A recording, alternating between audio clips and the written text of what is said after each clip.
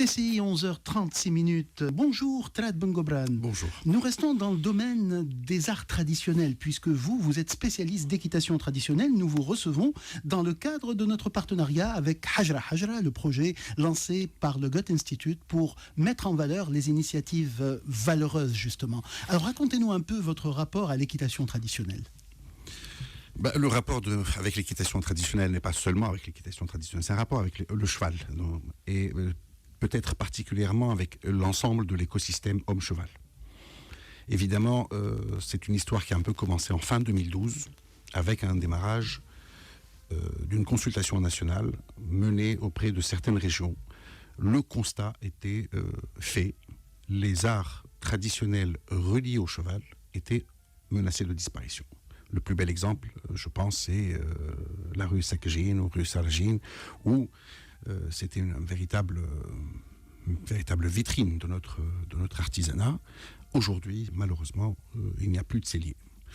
Un deuxième fait déclencheur a été l'article qui a été porté par Frida Dahmeni sur Jeune Afrique, où elle met en exergue le fait qu'on n'avait plus de cellier en Tunisie. Il n'en restait plus qu'un seul. Donc, il était clair que pour cette nouvelle institution, professionnelle, qui est l'Union syndicale interprofessionnelle du cheval, nous avons pris la priorité, ou opté pour cette priorité, et qui est celle de sauver les métiers menacés de disparition. C'est comme ça que l'équitation traditionnelle est arrivée au devant de la scène, au détriment, peut-être, entre guillemets, de certaines autres activités. Très bien. Et vous aviez organisé un événement retentissant à El Jam il y a quelque temps déjà. C'était une conséquence, puisque après la consultation, on a pu avoir quelque chose d'absolument extraordinaire. On a retrouvé ce qu'on appelle, entre guillemets, les personnes ressources. Définition patrimoine culturel.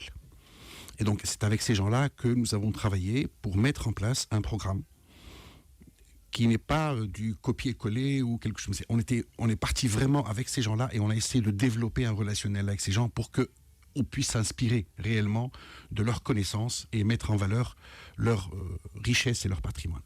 Donc c'est parti sur un projet où nous avons fait le tour de certaines régions difficiles, puisque, entre guillemets, faut-il encore le rappeler, les régions où se pratique l'équitation traditionnelle sont les régions les moins nantis en activité, en animation culturelle, en animation touristique. Ce sont des régions essentiellement où il fait difficile de vivre. C'est Gassaline, c'est Gafsa, c'est Tel, c'est Makthar, c'est Gbeli, un peu moins. Meknes, malgré tout, vit avec le cheval pur sang, le cheval arabe. Donc il y a une dynamique. Mais là où les régions que je vous cite n'ont absolument pas de dynamique. Et la richesse culturelle est absolument extraordinaire. Donc, nous avons sélectionné des jeunes de moins de 30 ans, chômeurs pour la plupart, et nous avons pris sur nous le fait de les mettre en formation pour leur amener une certaine valeur ajoutée de leur art, en passant d'un art traditionnel folklorique vers un art traditionnel chorégraphique, un peu plus artistique. Et c'est ce qui a donné le Jam. Et c'est pour cela que, sincèrement, nous sommes très fiers de ce qui a été réalisé, parce que ces jeunes, aujourd'hui, vivent de ce spectacle, puisque nous leur avons offert les droits d'auteur de ce spectacle. Ils ont eu la chance de le reprendre en partie cette année, au mois d'août, à Deauville. Ça a été un grand succès. Et cette année, ils sont invités avec l'ONTT pour faire encore une tournée en France et porter la culture tunisienne en avant. Pour votre passage à Deauville, il y avait eu des passages dans toutes les télévisions de l'Hexagone. Absolument. Je pense qu'il y a eu dans tout l'Hexagone et dans aussi tous les pays qui reçoivent la chaîne Equidia, qui sont 25 pays, les États-Unis, l'Australie, l'Ukraine, la Russie, le Maroc. C'est le jackpot pour ces jeunes qui étaient désœuvrés et qui se retrouvent tout à fait au devant de la scène. Absolument. C'était véritablement un choc culturel. Et ce qui est absolument extraordinaire, excusez-moi si je dois le dire en arabe, mais je ne peux pas le traduire. Au retour, l'un des cavaliers qui n'a jamais quitté son petit village natal. Il ne connaissait pas, à part 2014 où il est venu, il a 27 ans, à part 2014 où il est venu à Tunis, il ne connaissait même pas Gabès, qui était la périphérie importante. Et donc, un policier lui dit, mais comment ça se fait que tu rentres ?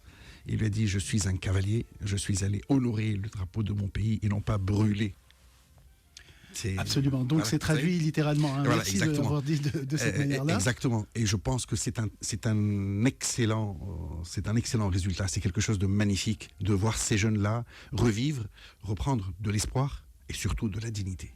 Emna, vous avez rencontré ces jeunes du centre-ouest de la Tunisie, justement, lors de vos pérégrinations. Moi, j'aime les jeunes, c'est pour eux, parce que moi, j'ai 54 ans.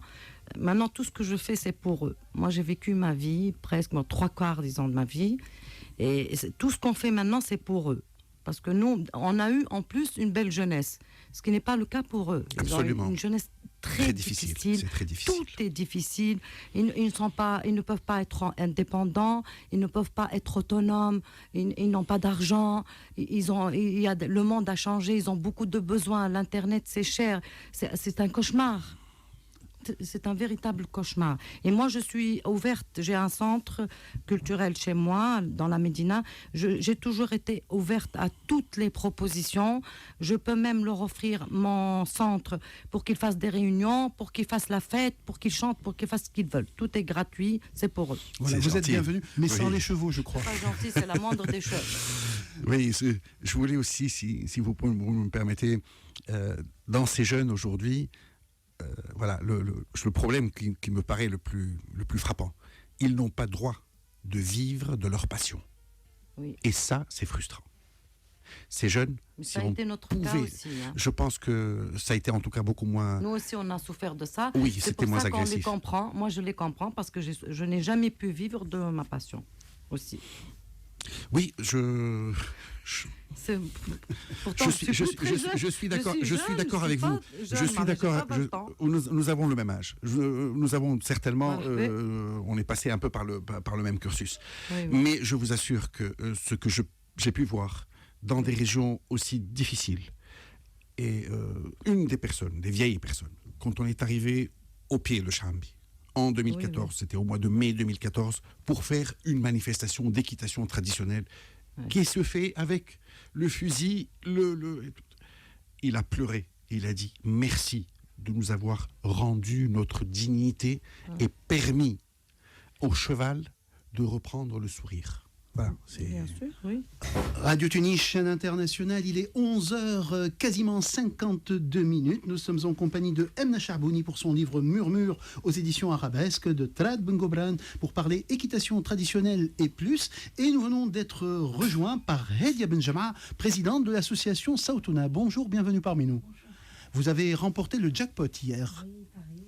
C'était une magnifique initiative et puis une journée d'éducation pour la paix. On vous retrouve dans un instant. Trad Bengobran, avant de parler problème, dites-nous un peu plus, faites-nous connaître cette histoire merveilleuse du cellier de Béja. Ah oui, oui.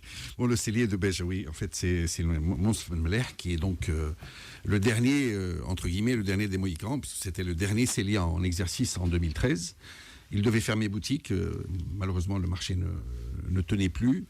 Grâce au concours de financier d'une entreprise, puisqu'on n'a pas le droit de la nommer, on a pu sauver ce monsieur, mettre en place un business plan, et aujourd'hui, son atelier a réouvert, son fils a pris la succession avec son père, et il y a autour de lui 10 personnes, 10 postes d'emploi nouvellement créés, autour de ce cellier, dont 2 jeunes, un qui est à Gabès et l'autre qui est à 12, qui travaillent avec lui, c'est-à-dire pour essayer de reprendre un peu le même concept, mais qui sont installés et qui sont soutenus. Notre travail à nous, c'est au-delà du fait que nous l'encadrons, nous achetons aussi ces produits, les sels qu'il produit, parce qu'on peut pas, et nous les offrons à nos jeunes, que nous prenons des jeunes défavorisés, des zones défavorisées, et pour qu'ils puissent tenir, si vous voulez, un certain standing au niveau de leur spectacle, il est impératif qu'ils soient habillés d'une manière correcte, par respect à l'héritage du patrimoine culturel que nous avons en tant que citoyens. Et c'est grâce à cette initiative que le système, entre guillemets, s'est remis en place. Et aujourd'hui, les choses se passent bien. Bon, Sophie vient de reprendre le dernier modèle des selles filets, les brodés entièrement en fil d'argent. C'est le 3e modèle qui vient de sortir, dont l'un est exposé à Deauville. Et je pense que l'avenir sera certainement un peu plus radieux pour lui, et je l'espère en tout cas. Alors, il y a toutefois des menaces qui pèsent tout le secteur, et ces menaces sont liées à l'adoption de la loi de finances 2015. Est-ce que vous 2016, pardon. Est-ce que vous pourriez justement nous expliquer les enjeux qui sont posés par cette loi de finances par rapport au monde de l'élevage et du cheval? Oui, je vais essayer de le faire dans la limite de mes prérogatives, puisque je ne suis qu'un professionnel. Donc, mais en principe, ceci est du ressort des ministères concernés, voire du gouvernement. La loi de finances 2016 prévoit un prélèvement de 25% sur les sommes gagnées par le parieur gagnant. Nonobstant le fait que, préalablement, il y a donc un prélèvement de 40% environ qui alimente les caisses de l'État, qui vont permettre, par leur redistribution, la survie et le développement du secteur à travers plusieurs institutions, dont la Société des courses, la Fondation nationale d'amélioration de l'art chevaline. L'une s'occupe des courses, l'autre s'occupe de l'élevage et de la fédération équestre. Et ce sont les trois grands maillons de développement du secteur. Évidemment, on élève, on passe par les courses, on sélectionne nos reproducteurs et puis ensuite on les remet à l'élevage. Et cette action est refaite depuis 1915. C'est pratiquement un siècle de tradition. Derrière, c'est 2000 postes d'emploi, c'est 6000 éleveurs. C'est énorme. L'impact financier tient en deux mots. C'est une diminution environ pondérée des deux budgets de 80%. Ce qui, aujourd'hui, met en péril toute la filière. Tout à fait. Merci beaucoup pour ces explications, Trad Bengobran. Je rappelle que vous êtes notre invité dans le cadre des initiatives et dans le cadre de cette rubrique Hajra Hajra que nous avons créée avec la complicité de nos amis de Goethe Institute